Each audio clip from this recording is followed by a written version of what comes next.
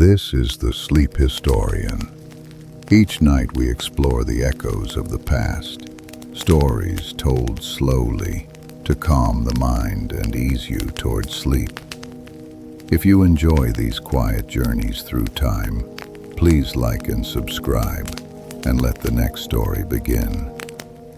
The great mortality in Europe peaks in many places between 1348 and 1351, though its echoes travel longer than any single season. Ships still come and go, markets still open, but the rhythm has changed, as if the world is walking with a new weight. Stand at the edge of a town gate at dawn. The wooden doors are damp with night air. A watchman's cloak hangs heavy on his shoulders. Beyond him, fields lie pale under low cloud. People are still here. People are returning. The question is not only how the plague ended, but what grew in the empty spaces it left behind. Time drifts to a parish church on an ordinary morning in the early 1350s. Light falls through dusty glass, making slow, angled bands across the worn stone floor. The nave feels wider than it used to, not because the walls moved, but because the crowd has thinned. A priest's voice carries gently, steady and practiced, though his hands shake when he turns a page. On a nearby bench sits a ledger, its parchment rough under fingertips. Names have been written and rewritten. The ink has dried into small, permanent shadows. In the stillness after catastrophe, memory becomes part of the architecture. Now drift into a town workshop where a weaver's loom stands near an open door. The air smells faintly of lanolin and warm wood. Outside, a cartwheel creaks once, then fades down the street. Skilled labor becomes more valuable after the plague. Apprentices are harder to find, masters harder to replace.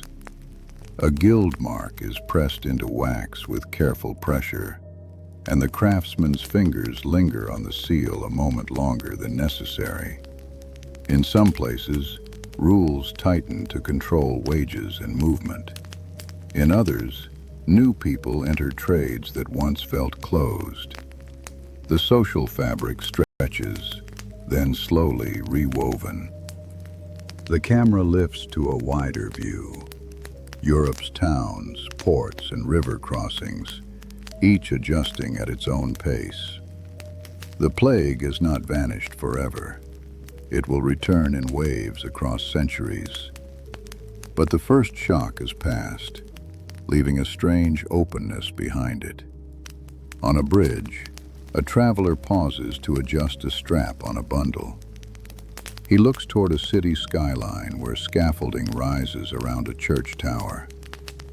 Building resumes, but with different hands, different bargains. Prices shift, rents change, old certainties loosen. In the long aftermath, society learns to negotiate again, one contract and one handshake at a time. Move indoors to a noble household's hall in late afternoon. A fire crackles softly, warming stone that still feels cool to the touch. Tapestries hang heavy, their colors muted by smoke and time. At a side table, a steward counts coins in small stacks, the metal clicking quietly. Landowners face lower rents and empty holdings. Tenants bargain with a confidence that would have seemed unthinkable a generation earlier. A letter is folded, sealed, and handed to a messenger who bows and backs away. The old hierarchy remains, but it is no longer effortless. Even power must now listen, and that changes the tone of everyday life. Return to a lane at dusk. Chimney smoke drifts low, carrying the scent of peat and wood. A child's footsteps splash once in a shallow puddle before he is pulled gently by the sleeve. Somewhere behind a shutter, someone coughs, then goes quiet. The plague's end is not a clean line. It is a gradual easing, mixed with fear of return. People keep small habits now, washing more, avoiding strangers, watching the condition of the air. In the soft dark, lantern light moves along the road like a slow, careful thought. The world has survived, but it does not forget. Time drifts to a marketplace in the 1350s. Stalls are set up again, but the spacing feels wider. A fishmonger rinses his hands in a bucket, the water clouding briefly before settling. A baker lays out loaves on a cloth, steam escaping in thin threads. Food supply has changed. With fewer mouths, some prices fall, and diets improve for those who remain. Yet shortages still appear when harvests fail or trade stutters. A woman weighs a small sack of grain, listening to the sound it makes, dry kernels shifting like tiny stones. After mass death, even abundance can feel uneasy, like a room that is too quiet. The scene shifts to a city council chamber, where men in wool coats sit on benches polished by years of use. A narrow window lets in gray light. Papers are stacked, tied with string. A seal is pressed, lifted and pressed again, as if certainty can be repeated into existence. Public order becomes a constant concern. Authorities try to control movement, vagrancy, and wages. New taxes appear, and old ones bite harder because the population is smaller. Outside, the street is damp, and a passerby pulls his hood up against a drizzle. Inside, decisions are made in calm tones that can still carry heavy consequences. Move to a farmhouse where a woman sits by the hearth, stirring a pot slowly. The wooden spoon is worn smooth where fingers grip it. Smoke curls up toward a darkened beam and slips out through a small vent. On the table, a piece of cloth is mended with tiny, patient stitches. Family structures shift after the plague. In many places, inheritances rearrange quickly, sometimes unexpectedly. Widows manage land and negotiate leases. Orphans are taken in by relatives or sent into service. A child watches the needle go in and out of fabric, hypnotized by the rhythm. In the new world, resilience often looks like quiet competence. The camera glides into a monastery library. The air is cool, smelling of parchment and dust. A monk turns a page carefully, fingertips avoiding the ink. Outside, wind brushes against the cloister arches, a soft, repeating sound. The church has lost clergy in large numbers, and its authority feels shaken in places. Some people cling more tightly to faith, others question openly. A young cleric practices a sermon, voice low, as if not to disturb the shelves.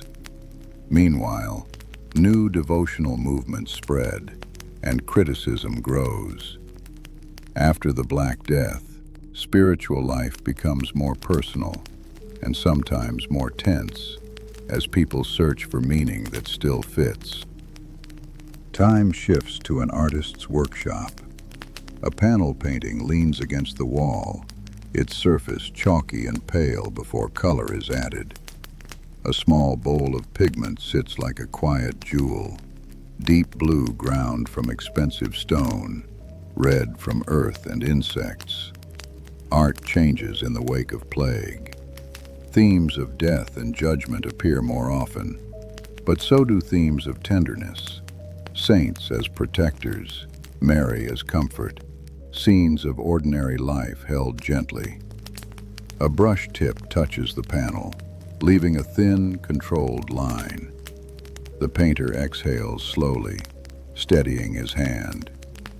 In a world newly aware of fragility, images become both warning and reassurance. The scene widens to a city street in Italy in the later 14th century. Sunlight catches on wet cobbles after a brief shower. A porter carries a basket, pausing to shift the weight on his shoulder.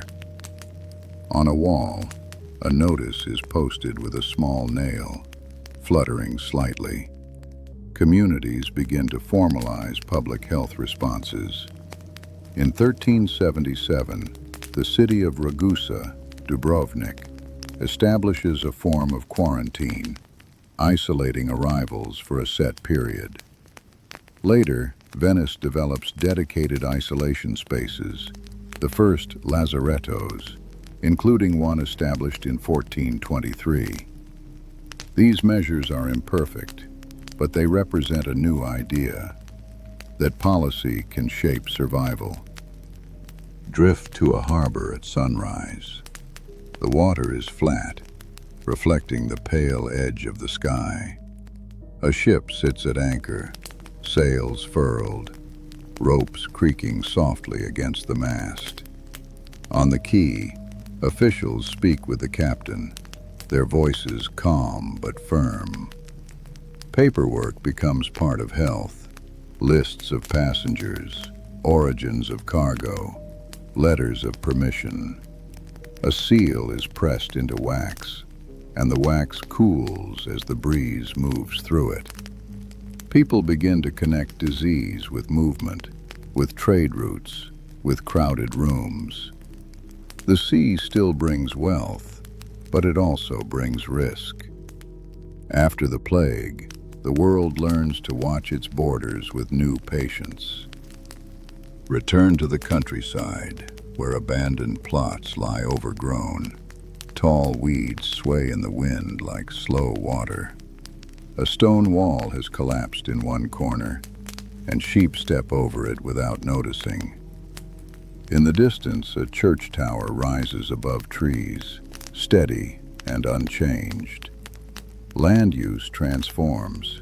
Some villages shrink or disappear, leaving deserted medieval villages as quiet scars on the map. Others consolidate, becoming more efficient with fewer people.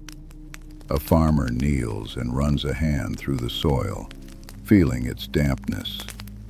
The earth continues, indifferent and reliable.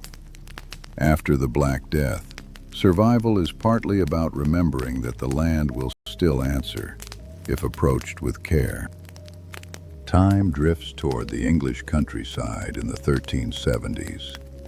The air is mild, carrying the smell of cut grass and warm earth. A path runs between hedges, and a cart leaves shallow ruts in the soft ground.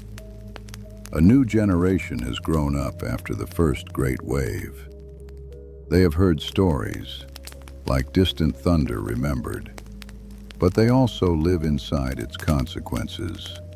Higher wages, shifting expectations, and tighter controls from above. A young man pauses to wipe sweat from his brow with his sleeve, then grips the cart handle again. History moves quietly through bodies doing ordinary work, long after the crisis itself has passed. The scene shifts to a tax collector's table. Coins sit in small piles, each catching a dull glint of light. A parchment roll is unrolled, weighted at the corners with stones. Names are read out.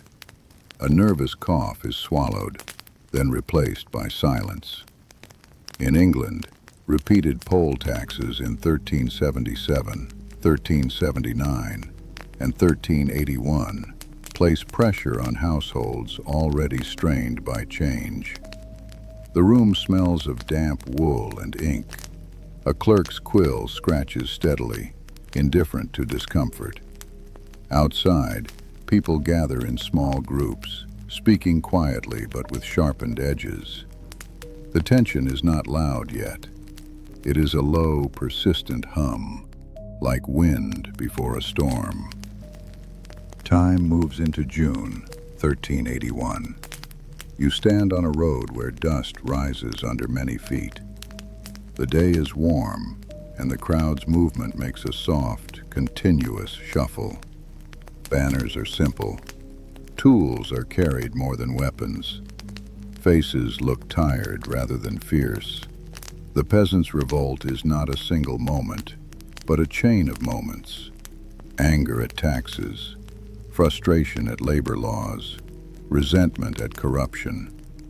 Leaders like Wat Tyler emerge, and the preacher John Ball's words travel with the crowd. A hand grips a staff tightly, knuckles pale.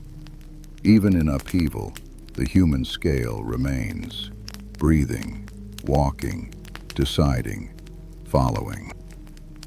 The scene shifts to London, where the river smells of mud and summer heat. Boats bump gently against the bank. In narrow streets, footsteps echo between timbered buildings. Smoke hangs low from cooking fires. Crowds enter the city and authority reacts. There are meetings, promises, fear, and confusion moving through the same corridors. The young King Richard II, only 14, speaks to rebels at Mile End, then later at Smithfield. In the tension of that day, Wat Tyler is killed, and the crowd's direction changes. The moment is a turning point, but it is not shown as spectacle, only as a hinge, quietly closing. After the revolt, the air feels different. A quiet returns to villages, but it is not the same quiet as before. On a bench outside a cottage, someone mends a leather strap with an awl, pushing through tough material with slow pressure. Reprisals follow. Promises made in the heat of crisis are revoked. Yet the deeper forces do not disappear. Labor remains scarce. Bargaining continues, sometimes openly, sometimes through subtle refusal. Serfdom in England gradually weakens over the later Middle Ages, not because a single law changes, but because daily reality keeps insisting. The strap is tied off with a neat knot. Life goes on, altered but persistent. The camera drifts to France, where the 100 Years' War continues its long, uneven rhythm. A village near a road sees soldiers pass, their armor dull in the rain. Hooves splash through puddles. A dog barks once, then retreats under a cart. The Black Death's aftermath intersects with conflict and instability. In some regions, depopulation makes defense harder, taxes heavier, and recovery slower. In others, fewer people mean land and opportunity for those who remain. A woman closes a shutter carefully, listening to distant voices fade. The world is not healing in a straight line. It is adapting. Shift to a Flemish town where cloth hangs from wooden frames, fluttering slightly in a cool breeze. The sound is soft, like sails. A dyer stirs a vat with a long pole, and the surface ripples, releasing a sharp, earthy smell. Economic centers adjust. Some trades recover quickly, fueled by demand and higher wages. Others collapse when networks break. Money becomes more mobile, and new families rise. A merchant folds a letter and presses it into a satchel, checking the clasp twice. After the plague, trust becomes a valuable currency, and so does information. People learn to read the world's signals, prices, rumors, shortages, the way sailors read weather. Time drifts forward to the late 14th century's cultural texture. A world with more space, more movement, and sharper awareness. In a small room, a person lights a candle from a shared flame. The wick catches, flares, then settles into a steady glow. New writing appears in vernacular languages, and new voices feel possible. At the same time, fear of recurrence lingers, shaping habits and imagination. The candle's light touches a simple wooden bowl, showing tiny knife marks from years of use. The bowl remains. The hands remain. History's grand shifts often arrive as quiet permissions to move, to speak, to bargain, to imagine a different life. Now settle into the daily life of a post-plague town. Morning begins with the scrape of a broom on stone. A shopkeeper lifts a shutter, its hinges complaining softly. The air smells of bread, damp wood, and smoke from small fires. People rebuild routines with a careful steadiness. There are still processions and prayers when rumors of sickness rise. There are still empty houses, their doorways dark like closed eyes. But children run again, chasing each other around a fountain, their laughter brief and bright before it fades into the street's normal sounds. The past is present, but it no longer stops the day from unfolding.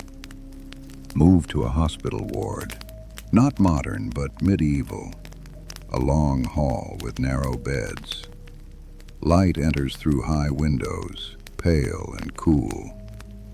Linen sheets are washed and hung to dry, snapping once in a breeze. A caregiver rinses hands in a basin, then dries them on a rough towel. Medical understanding remains limited, shaped by humors, astrology, and inherited texts. Yet practical care grows. Cleanliness, isolation, watching symptoms, recording patterns.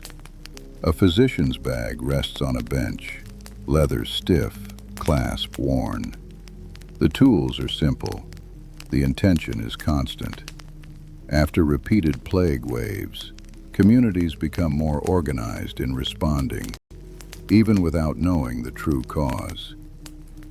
The scene shifts to a city gatehouse. A guard stands in shade, spear held loosely, eyes on the road. A traveler approaches slowly, dust on boots, cloak faded. Papers are checked, questions asked. Where have you been? Where are you going? How long will you stay? These small conversations become part of disease control in later medieval cities. Not everywhere, not consistently, but enough to change the feel of movement.